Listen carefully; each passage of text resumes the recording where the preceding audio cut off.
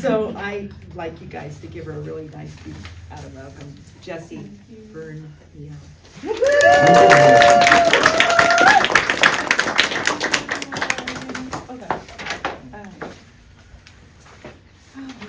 How's everybody? Yummy. Good. Awesome. I am still managing all this technicality stuff, having things like video. There you go. All right. So I think we all are familiar what fear feels, tastes, looks like. So I'm gonna take you on this self-discovery journey so that we can understand how for each one of us looks like to dissolve the illusions of fear. Are you guys in? Yeah. Yeah. Okay. It's with consent always. Yeah. So the first thing that I want to ask for each one of us is just to ponder, so those thoughts can start basically bubbling inside of us. Is fear real? And I'm sure the knee-jerk reaction is like, yes. How can you be that crazy to ask? Why do we feel fear? So then I'll be wondering, like, okay, why? You didn't ask me that, why? And how would it feel to live free of fear? Would that be something amazing to experience? Yes. So if we start pondering if this vibration is organic to our essence, that could shift away our common understanding as human beings, what fear, how we perceive fear. So let's start shifting our train of thought, which I love this community because I can go all out. And you guys get it. Does fear really exist beyond our 3D reality? Since we do understand that we are multidimensional beings, yes, we are coexisting in parallel realities, but does all our version experience what fear is? Do they feel so in tune with it as we are experiencing it? Because with a cognitive dissonance that we have grown up as human beings, we can go and date back as long as we have any ancestral recollection, societal understanding. Fear has always been there, but has it really been more of an embedding for us to live and attach our identity, our physical identity, of what fear is? Because after all, think about it, when you feel fear or you hear fear, you hear it in our religious entity, there is hell, but yet you understand you're divine beings where, here, where is that? Like, I didn't get that address, it's not here in this neighborhood, so somebody else brought it in, right? And because collectively, we've all agreed that yes, because somebody started that phone call, now we all fall into it. Same with the scarcity. That fear of a scarcity is that genuinely part of our being. The poverty, the limiting beliefs, are though really part of us. So when we start thinking about what is the physical effect that fear has in our physical body, what is the one organ in our body where fear just go directly express? Your heart. Mind. Your Gut. Our gut. I feel terrible. And guess what? One of the common physical illnesses we've experienced, or very likely or very familiar, is with microbiome imbalance. And as we know energetically, that's where all the releasing should be disposed. But when that is pent up with fear, then what is really going on that is getting lashed on voluntarily but unconsciously? So today I want to entice you to consider doing a cleanse, a voluntary cleanse, and think of it if fear is more than just a construct from our mind. It's fear really part of our essence, the magnificence of our being? No, right? Like it doesn't feel genuine. It just feels like an imposter. I'm like, really? I'm not gonna touch my identity, but we respect others who feel very attached to it because it's part of their journey to understand that there's a vastness than just this limited interpretation of who we are in this physical vessel at this time. It's like we were reared the wrong way, if you think about it. How amazing would it be to grow up as children free of fear? If we go back in time, okay, I'm kind of going super ahead of time because I have to do fun exercise for you guys. And so I'm like already ready to go into it. But yeah, think about it. We have grown up as humanity, not just an adult, not just as a child, but as a humanity, as a collective, with this pre-established mindset that fear is it's a given. But children, when they are born, when they're toddlers, get off the table, be careful, and we start programming little by little. And that little child becomes a teenager, then becomes an adult, then becomes a senior, and the cycle keeps moving on. And it's like a repeat. Blank state, reset, repeat. Blank state, reset, repeat. Are we willing to just be like, okay, reset, and we're going to keep it reset? And now we're going to rewrite things from a conscious level. No longer just regurgitating and replicating the old paradigm that our ancestors, that our humanity, that our culture, that our society, that our educational system, and we can go on and on and on, relationships, in all shapes or forms. Fear has always presented itself. It has squeezed and it just becomes so accepted. What if we decide to, okay, no, fear, you're just an illusion. Maybe I don't like you anymore because I don't like how you make me feel. I thank you because fear is like all things in contrast. When we experience fear, like, oh my goodness, wow, you freeze. You basically freeze. When you're in fear, you just freeze. Why do you freeze? Because it's too much. It's overwhelming. So go ahead, when you freeze there, okay, let me go back. Why was I freezing? Was there a physical freeze? No, it was voluntary. Why was it voluntary? Because it wasn't in tune with your highest vibration. It just is so out of you that it just felt off. And so even though humanity has passed through so many different stages of embedding with a fear element in their life, still, it doesn't want to fully record because it's imposed. So I want to ask you as well, what is holding you back from dissolving the grip that fear had in your life? It is really there. Why are you holding on to it? Why is it so important to put so much into that priority for fear to be part of our life?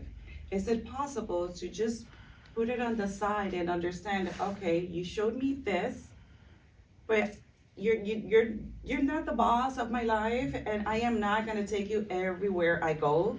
It's just like not necessary. Thank you, and I'll move on. You can stay there. So, do you remember at what age was the first time you experienced fear?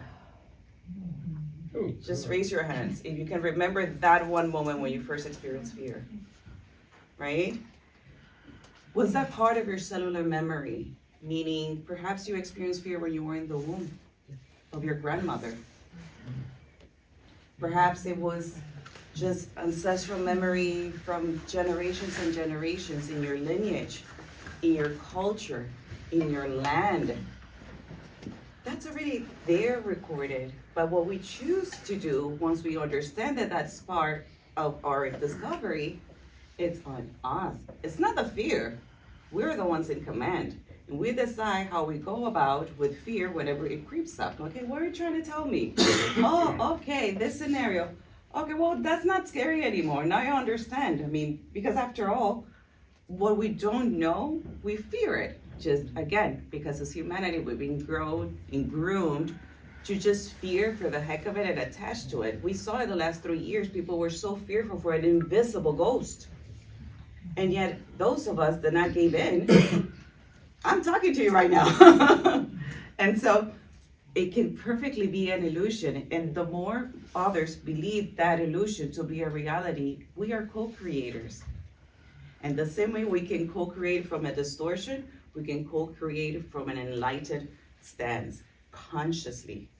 And we all acknowledge it's not makes them more mighty, more amazing. No. It's a neutral point that we understand we came into this diverse reality where each one of us individually are experiencing it, but then collectively we start shifting that grip that fear had in the past.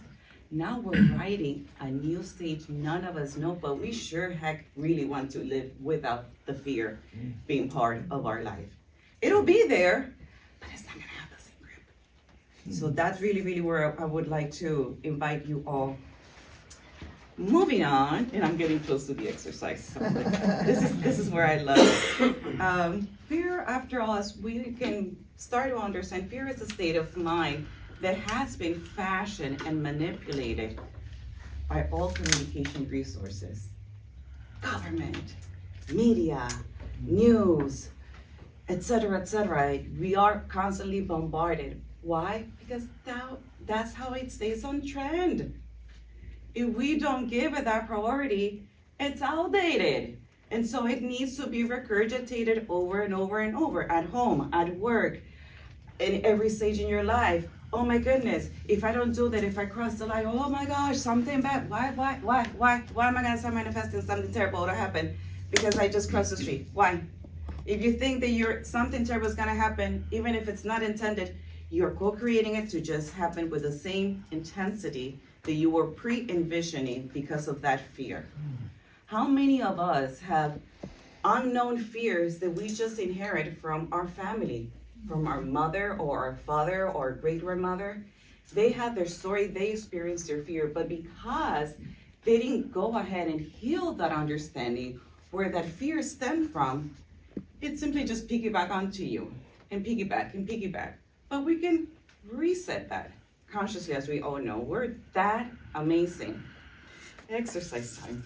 This is going to be a very quick conversation because I'm more into hearing what each of you have to say. I would like to invite you all to close your eyes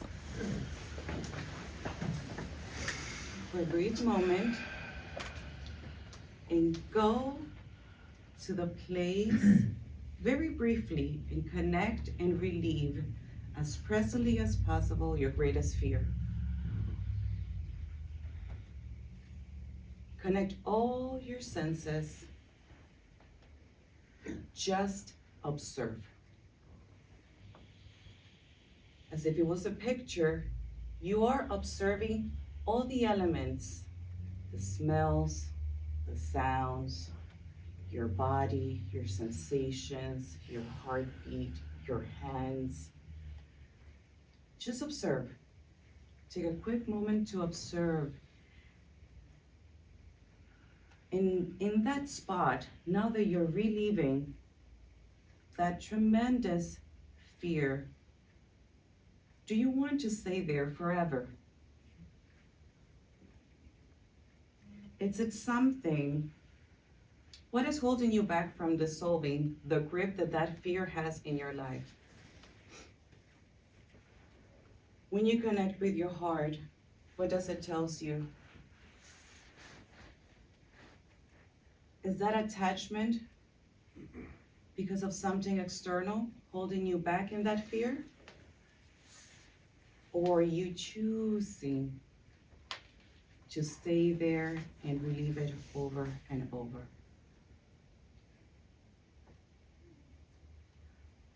What can you do now that you understand that you are simply observing this experience? How would you like to rewrite it? You're the artist in this canvas of your life. Go ahead. Breathe. Good, and wash away with your own light all the tension, all that pent-up emotion, all that distortness, all that ill sensation. It is not yours anymore because through awareness, you can understand it is an experience. That it's up to you to release the grip it had before in your life. Set an intention. How would you like that to be reimagined, recreated in your life now? Where you can now detach from the elements of the attachment and fill it with unconditional love from your own heart. Shower yourself with compassion, neutral understanding, and when you're ready, open your eyes.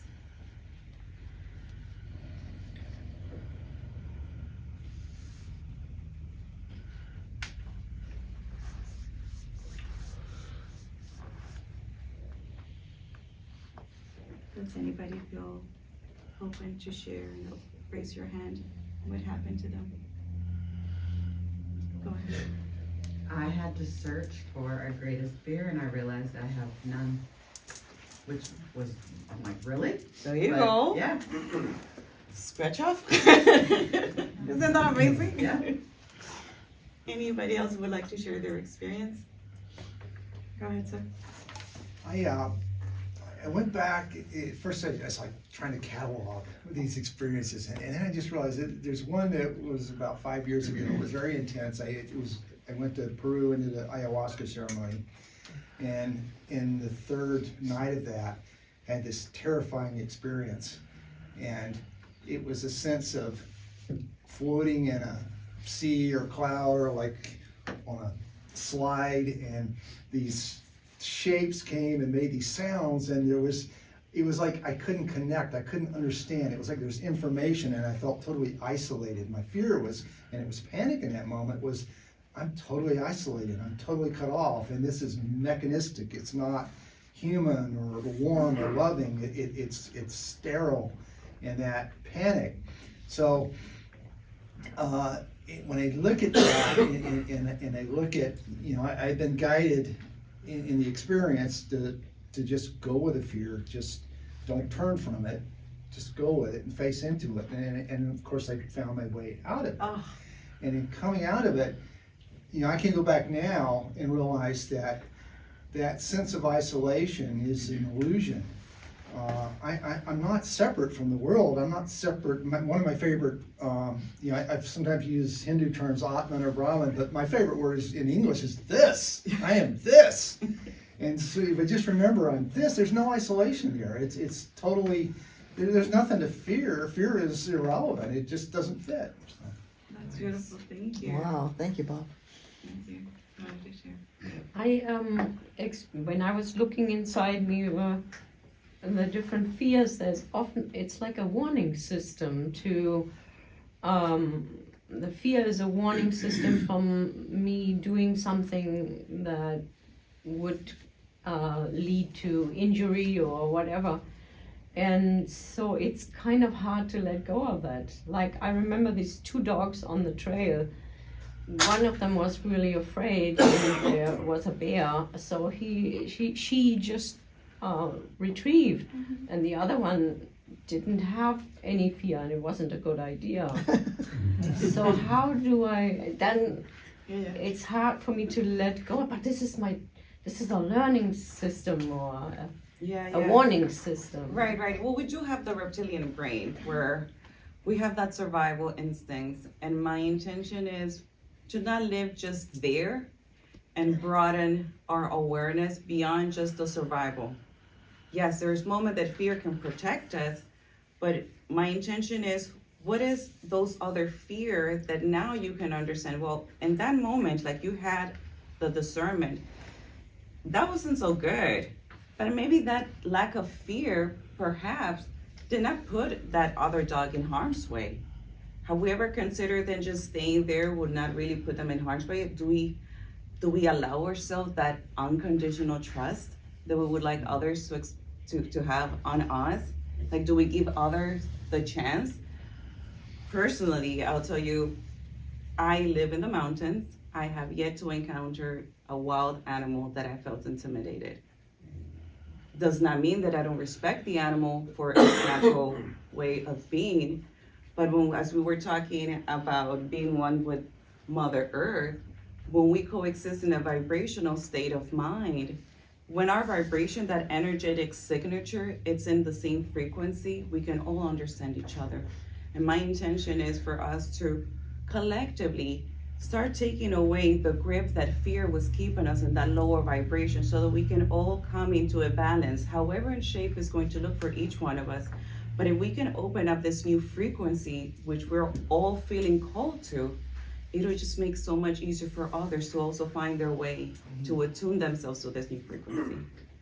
So it is absolutely valid. Thank you for sharing that. Thank you.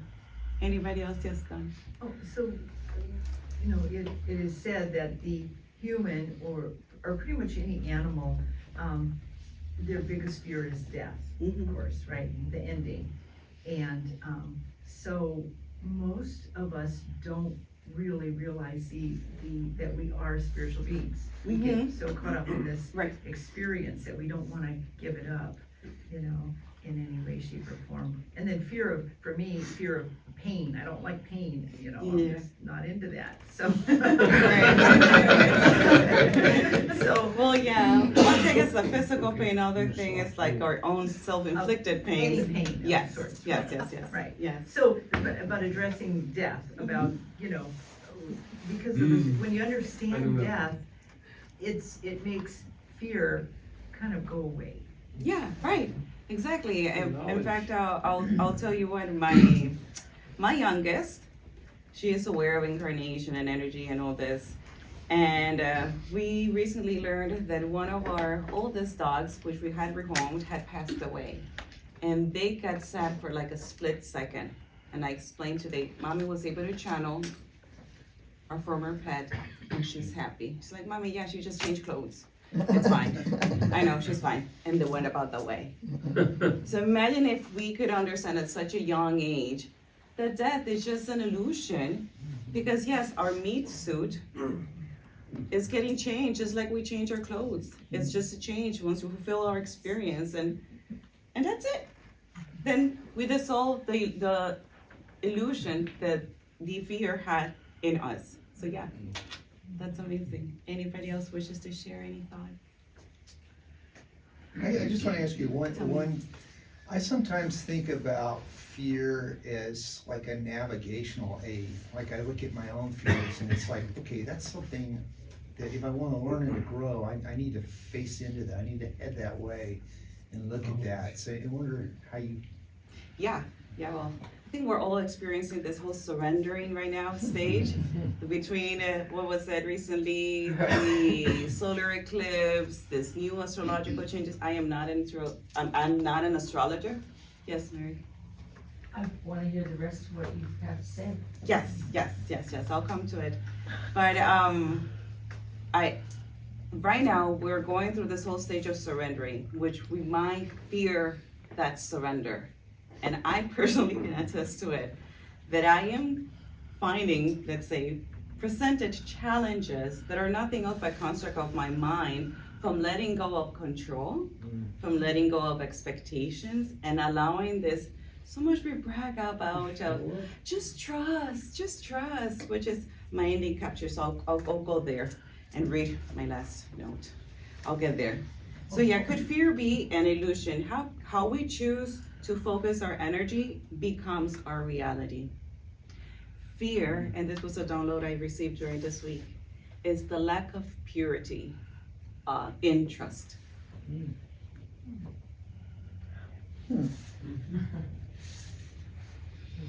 Knowledge is strength. Yes. Once we know, we don't fear. So yeah. I'm complete. Yes. Any questions? I'm sure we have lots of comments Yes, on that. please go ahead. We're open for questions. Yes, sir. One of the things that I experience, and I've experienced this for years and years and years, and my mind always goes to the fear-based. But say I forget something and I have to go back in the house, my first thought is, okay, what if the powers that be saw me getting into an accident up the road, so I had to go back in the house to avoid that accident. But it always goes to the negative. It always goes to that place of fear. Why can't it be I have the power to switch that to, okay, well, there's something good up the road, so why can't that be? Why can't that be the first thought? So that's gonna be something that I'm gonna have to take on, say, okay, it doesn't necessarily have to be bad, maybe it can be something good. And to refocus that, because it's a constant thing, and I feel something at play. I mean, I do feel that within my being, that something's going on here. Right. Think about it. I don't know how familiar you guys are for like near-death experiences. I'm kind of fascinated reading about it and learning about it. And a lot of experiences we have, and we could have the connotation, oh, this is so terrible. We have this one person in front of me. It's going so slow, and maybe likely when you get back home, there was an accident in the highway that just that person who was being super slow and made you be late to that XY appointment that you needed to be, just saved you from that bigger accident that you were not supposed to be involved. So it could be that you forgetting that, well, there's a higher message there, but how you choose to go about it, that's completely on you. And it's like retraining. And I don't want to say retraining, it's more like we are deprogramming ourselves from just going in autopilot, being with anger, being upset. We're repatterning ourselves from a conscious level, taking away, bringing compassion into our life. Like, okay, this happens. Yesterday I had a friend who messaged me, gosh, I woke up late. One of the pet peeves I have is I don't like to be late to work. Like, it happens. You needed the extra sleep. It's okay. We're not designed to be perfect. That's an illusion as well. A very, very harmful illusion to be perfect. Just go with the flow. It'll be fun. It's fine. Gosh, yes. Go ahead. So for me, I'm thinking of purity and trust. So I've been driving out to the end. I live in the valley, and I dance energy. And it's a private thing. It's something I do barefooted, and it's something I've done my whole life, really. So I go by myself, and the people, my loved ones, are always worried that somebody's gonna get me. Right. And I have been going there for 15 years. And I have never had, I get to see belugas come up and say hi. I get, I've never had an experience while I'm down there that I was afraid of. No. And I'm like, I'm guided. Yeah. I trust that today's the moment that I get to go dance where it's gonna be phenomenal. And every time. So for me, that part of it, that intuitive trust is so important, especially, with driving in the wintertime. Maybe that I was late, but with that phone call for a reason, right? And I trust that there was a reason why I was slowed down.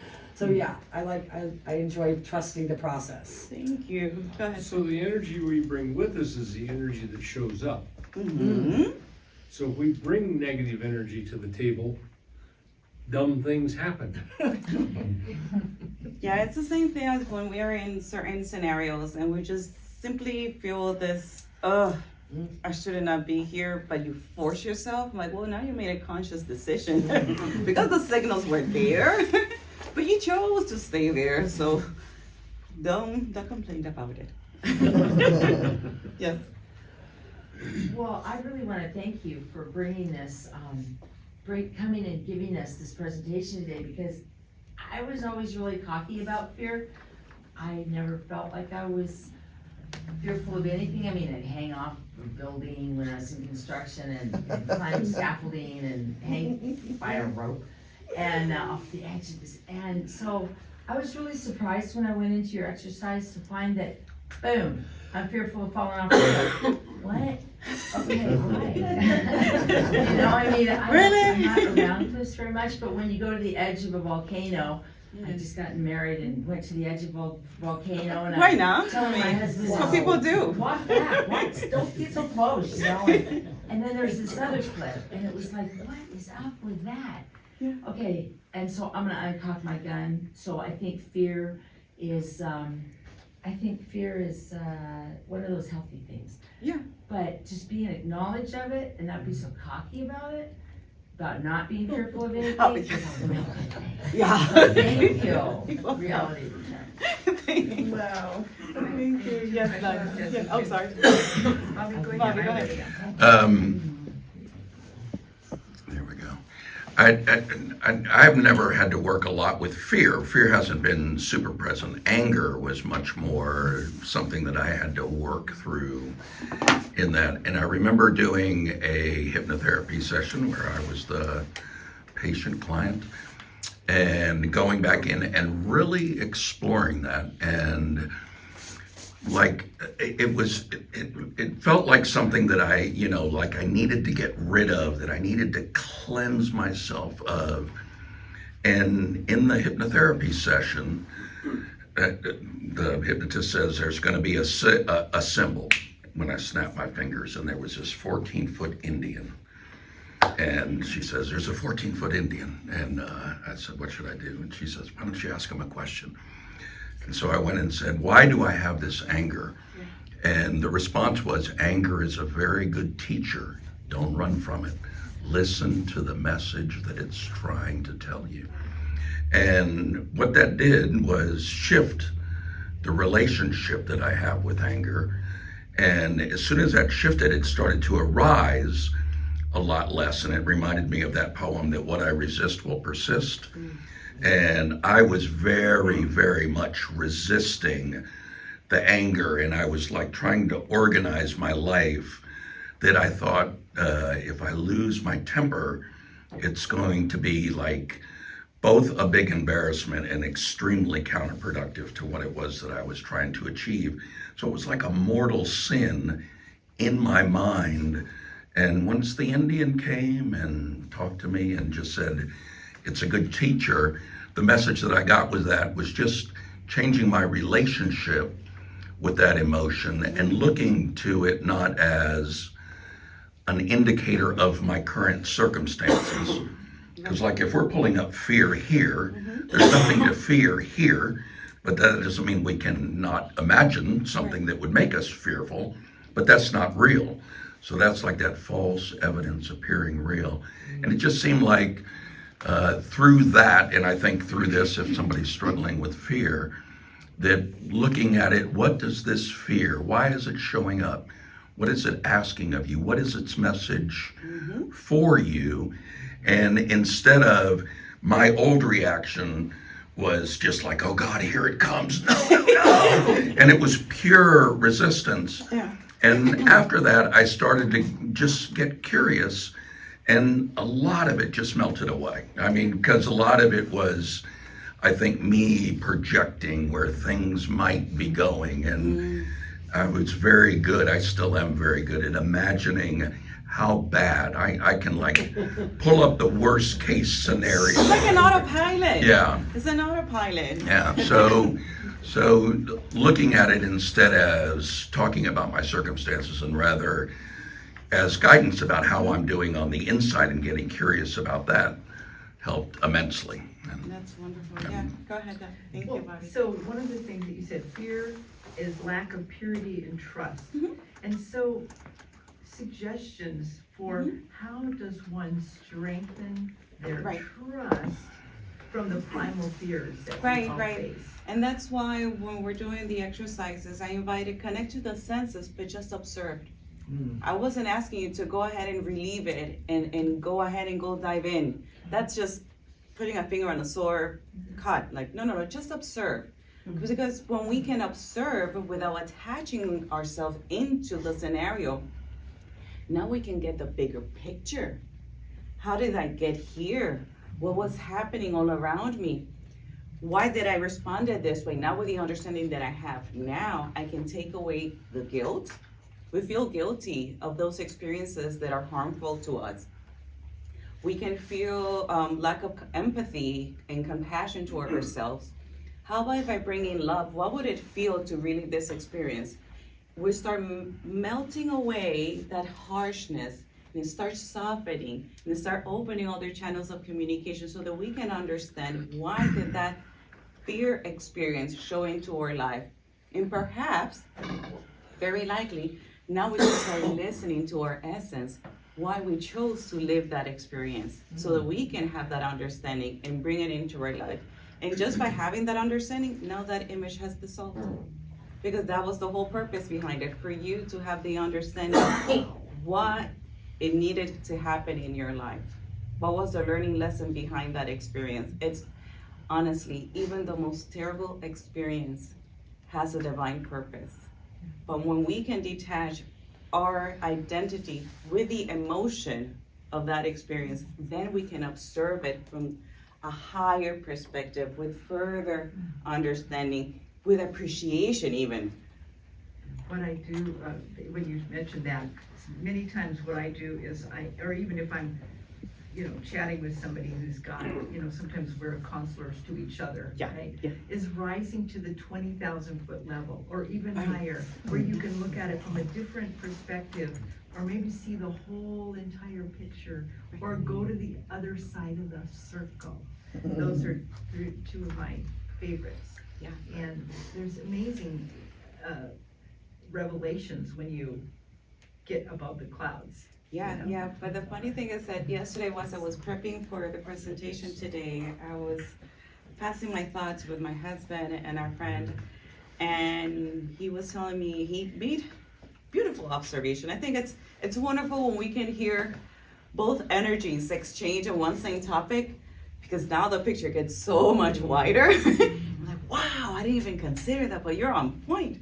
And his suggestion was, the reason why people don't want to let go of the fear is because they don't want to work through it. They don't want to do the work. Right.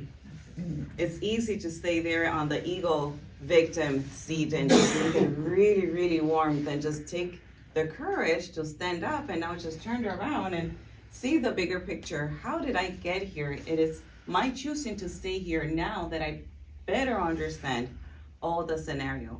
But it takes a lot of courage, and it's on us, trusting us to take that step. Yes, sir. I use the metaphor, I'm here in the middle of the pickle barrel, and there's only one person that made the decision to be here. So therefore, there's only one person that can get me out of the pickle barrel. Precisely. Yes. So I just recently read an interesting exercise called the Merlin effect. Merlin is not one person in one century, it's a state of being. And what it talked about was that you could do time travel. You can travel back into your past, and you can travel into your future. And you are there. You are already there. My future being is already present. Yes. So I thought, well, I think I'll just go have a conversation with her and say, so I'm moving to this place, figuring I'm gonna hit it in about 4 years. What do I look like? Where am I? What am I doing? And I felt the presence of myself in the future. And I was very pleased. I thought, oh, well then I can just let go of all this stuff because I'm already, and I'm here. Yes, yes. And that's something I do when I do the quantum energy healing sessions, that I'll have the person not only go ahead and navigate what is the origin of that energetic blockage or limiting pattern showing in their life, but also go ahead and consciously look out what it looks like. And it's literally, now you're accessing your own possible, probable future, and it is up to you to let go of that former baggage. And now you understand why it showed this way, how it was showing its way, it's the effect that it was showing in your life. And now you can see, oh no, I'm ready. I'm so ready. That's what I want, and I already can see it, and I can taste it, and I know exactly what it looks like. So it's wonderful when we can go into our quantum energy field and have access and see all this information. Maybe that trigger came multidimensionally from other far experience, and you can go ahead and gather that information. That's why when we don't express it, when we don't go ahead and reflect within ourselves, we're missing out of all that rewriting, of that resetting, of that reprogramming. I think that's what's fascinating about talking over here. You guys know when I'm talking. I don't sound so crazy. Yes, sir. Well, I kind of touched on this a little bit last week, but all the times, the thing that's helped me deal with fear is like I said, when you face it, it just dissolves. It dissolves. It's miraculous. But a lot of times, and we've been so programmed, we obviously, in our DNA code, we have the fear thing to help us neurologically, like if a tiger is coming at us, we know, I mean, it's a protective thing, but all the other fear is a construct, it's a matrix, there's many of them, they put them in the planes of existence, like they try to say, but normally we're saying, oh, what if this happens, what if that, the fear is always on the what ifs, What it's ifs. not even what is now currently in front of us. Exactly. So when That's I where it start- sends us an illusion, yes. Exactly, it's all the illusion, it's like, and they play on that. Yes. All the different Yes, that's why you have the media, that's why the movies, that's why the because they cartoons. want us, they're throwing those daggers on us, so what I do is like, okay, what do I know, what is the facts? Even if Yes. it start with, I am Sherry Coburn, and then go from there. Yeah. And then if anything is not a fact that I know, it's not real. Yeah. And then it doesn't affect me. When we did the exercise, I was like, she was like, nothing came up, because I'm just like, you know, I've been through this rodeo a bunch of Yeah. times, so it's like, that's what's really helped me, is just, what do I know is true? Yeah. And if it's not true, if it's not current, if it's not real time, it doesn't That's it. exist, and then I go on and I'm, Now, think of it, how many of those emotions we get pent up in our physical body that becomes pain. And it's our choosing to, yes, you may have to navigate if you want it, you need to figure out why you chose that. And with the understanding, now you can go ahead, okay, I'll let go of this pain because, okay, this was representing this is how it was affecting me. We have a lot of baggage that we inherit. I'm like, okay, no, thank you, but you can keep your little backpack. I don't need to carry your backpack. And we're good. It served you, you can let go of the backpack. We don't need to share the backpack, just leave it there. And it's so beautiful. It is so beautiful how something, if we go ahead now and just do that self-reflection, that observance, that's a daily exercise. Then now when we open up awareness that it's possible and that we are capable, all our answers are within. They're not external. That's why that external influx tries to block that inner communications and makes us wonder, are we really that crazy that we're talking about this? Isn't that messed up? it is. Yes. You have a workshop coming up. Yes, You I wanna do. tell us about it? 'Cause I know you put these on. I know, I share with you, I have an upcoming wellness retreat, it's called The Empowered Empath, I'll pass it along, and although it says disregard the registration, I know it's passed, but it's open. So, yeah, right, like I'm not going to mention something that says that.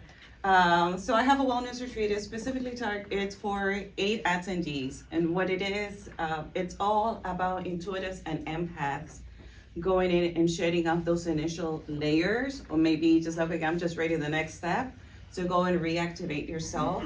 And 3 days of mind, body, and spirit. We're having sound bath with the sound alchemist, he's just amazing. All meals have been prepared by a health coach, Winona Benson. And they're all plant-based, organic, gluten-free, allergen-friendly, so completely aware of it. It's out in Palmer, May 19th to the 21st. And shamanic ceremonies included, ancestral healing, quantum healing, and it's like, you mentioned it, it's there.